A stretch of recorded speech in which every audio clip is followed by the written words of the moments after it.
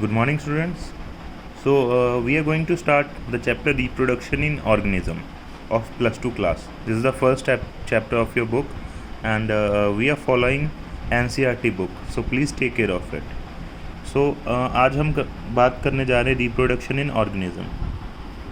तो basically reproduction का सबसे पहले हमें मतलब समझना होगा. रिप्रोडक्शन का मतलब क्या है? इसका मतलब है रिप्रोडक्शन, मतलब नई प्रोडक्शन करना. किससे? पुराने ऑर्गेनिज्म से. दोबारा प्रोडक्शन करना. दोबारा किससे प्रोडक्शन करना? पुराने ऑर्गेनिज्म से. कहते each and every organism can live only for a certain period of time. कोई भी ऑर्गेनिज्म है उसका एक लाइफ स्पैन होता है, वो एक लिमिटेड टाइम के लिए ज़िंदा रहता है. या तो उसकी नेचुरल डेथ हो जाती है, या फिर वो किसी कारण कोई एक्सीडेंट या कुछ भी किसी और तरीके से डाई कर जाता है. जो उसकी नेचुरल डेथ होती है बर्थ से लेके जब तक उसकी नेचुरल डेथ नहीं होती, उसको हम बोलते हैं लाइफ स्पैन.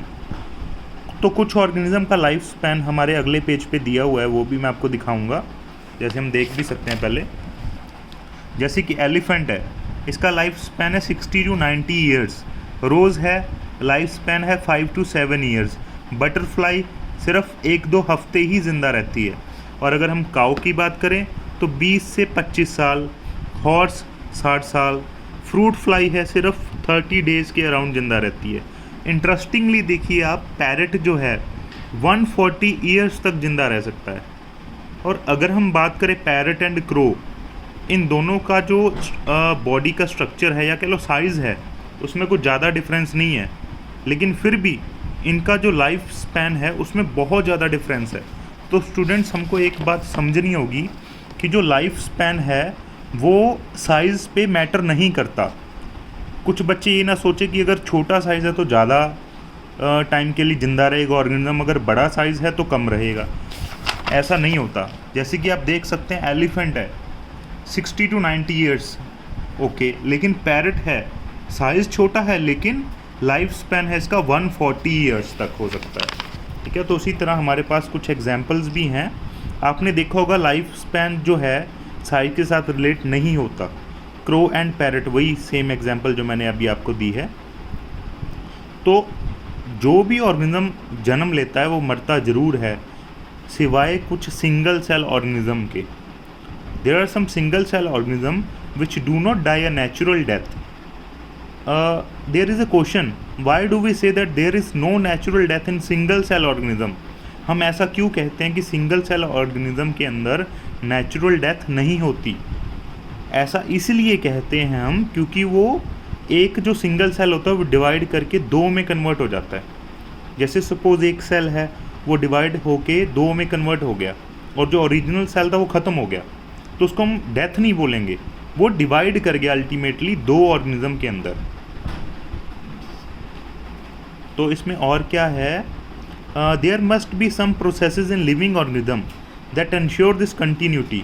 आप सोच रहे होगे अब ये क्या चीज़ है ऐसी जो उनको ज़िंदा रखती है और लंबे समय तक उनकी जो लाइफ स्पैन है आगे की आगे बढ़ती रहती है. यस, हम किसकी बात कर रहे हैं? रिप्रोडक्शन की. ठीक है, जिसके तहत ही हम धरती पर आए हैं. तो इधर मैंने आपको लाइफ साइकिल जो है डिफरेंट ऑर्गेनिज्म का दिखा ही दिया. देखिए इंटरेस्टिंगली, टॉर्टोइज, कछुआ जिसको हम बोल देते हैं, उसका लाइफ स्पैन है अराउंड 100 to 150 ईयर्स. एंड जो बनियान ट्री है वो 200 ईयर से लेके सेवरल थाउजेंड ईयर्स तक ज़िंदा रह सकता है. तो आगे हम बात करते हैं रिप्रोडक्शन की. अगर हम इसकी डेफिनेशन देखें, so it is defined as a biological process in which an organism give rise to young one similar to itself. इस बात को ध्यान रखिए, रिप्रोडक्शन एक बायोलॉजिकल प्रोसेस है जिसमें ऑर्गेनिज्म अपने जैसे यंग वंस को पैदा करते हैं, बिल्कुल डिट्टो. जैसे कि अगर हम एग्जांपल लें, हाथी के पास हाथी का बच्चा ही पैदा होगा, चूहिया का नहीं होगा. और अगर डॉग है तो उसके पास डॉग जैसा ही बच्चा पैदा होगा, बिल्ली जैसा नहीं होगा. ऐसा क्यों होता है ये सब आपको ये भी पता है. This is due to genes, genetics. हम आगे पढ़ेंगे भी इसके बारे में. ये हमारे अंदर जीन्स होते हैं जो आगे ट्रांसफ़र होते हैं. बाकी आपने थोड़ा बहुत 10th में भी पढ़ा होगा. चलो, the offspring grow mature and turn produce new organism. अब जो एक बच्चा पैदा हुआ है वो फिर बड़ा होगा और मैच्योर होगा और नए बच्चों को और जन्म देगा। सो यहाँ पर क्या है, एक साइकिल है बर्थ का, ग्रोथ का एंड डेथ का। पहले बर्थ होता है, फिर वो ऑर्गेनिज्म ग्रो करता है और अल्टीमेटली डाई कर जाता है। रिप्रोडक्शन से क्या बेसिकली क्या मतलब तात्पर्य है हमारा, रिप्रोडक्शन का मतलब क्या है? रिप्रोडक्शन से क्या होता है बेसिकली, कंटिन्यूटी ऑफ स्पीशीज़ रहती हैं। जो स्पीशीज़ हैं एक, वो जनरेशन टू जनरेशन आगे बढ़ती रहती हैं। जैसे कि अगर ह्यूमन की स्पीशीज़ की बात करें तो हमारी स्पीशीज़ का नाम है होमो सेपियंस। तो आप देखिए हज़ारों लाखों सालों से जो इंसान है धरती पर पैदा होते जा रहे हैं, वो सब किस वजह से? रिप्रोडक्शन की वजह से। फ्लावर है, प्लांट्स हैं, सब नए पैदा होते हैं, डाई कर जाते हैं, किसकी वजह से? रिप्रोडक्शन से। तो एक और बात है यहाँ पर अब रिप्रोडक्शन के अंदर, डाइवर्सिटी। जो हमारा वर्ल्ड है, बायोलॉजिकल वर्ल्ड है, उसके अंदर बहुत ज़्यादा डाइवर्सिटी है। डाइवर्सिटी माने बहुत डिफरेंट तरह के ऑर्गेनिज्म जो हैं धरती पर एग्जिस्ट करते हैं, प्लांट्स में भी और एनिमल्स में भी। अकॉर्डिंग टू मतलब एक एस्टीमेट है हमारे पास धरती पर 1.8 मिलियन, लगभग 18 लाख तरह के ऑर्गेनिजम्स हैं, जिनमें से 10-12 लाख अराउंड एनिमल्स हैं और प्लांट्स हैं और कुछ एनिमल्स हैं, इस तरीके से। तो अब हम रिप्रोडक्शन की अगर बात करें तो ये दो तरह की होती है। So one is asexual reproduction and second is sexual reproduction. So what do you mean by asexual reproduction?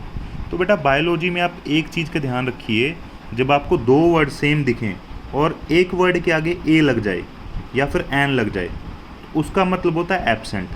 सी यहाँ पे सेक्सुअल एंड ए सेक्सुअल में आप देखिए, सेक्सुअल के आगे ए लगा दिए तो बन गया ए सेक्सुअल। तो बेटा इसको निमोनिक्स भी बोलते हैं, इसको भी आपने बहुत ही ध्यान रखना है। ए का मतलब एब्सेंट, जिसमें सेक्सुअल रिप्रोडक्शन एब्सेंट होती है, उसको हम बोलते हैं ए सेक्सुअल।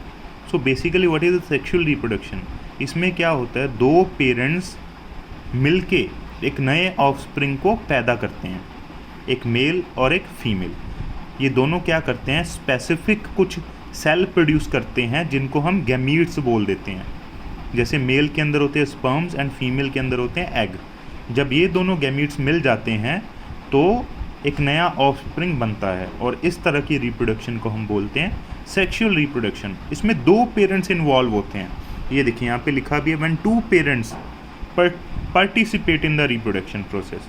जब दो पेरेंट्स रिप्रोडक्शन की प्रोसेस में पार्टिसिपेट करते हैं तो उसको हम बोलते हैं सेक्सुअल रिप्रोडक्शन।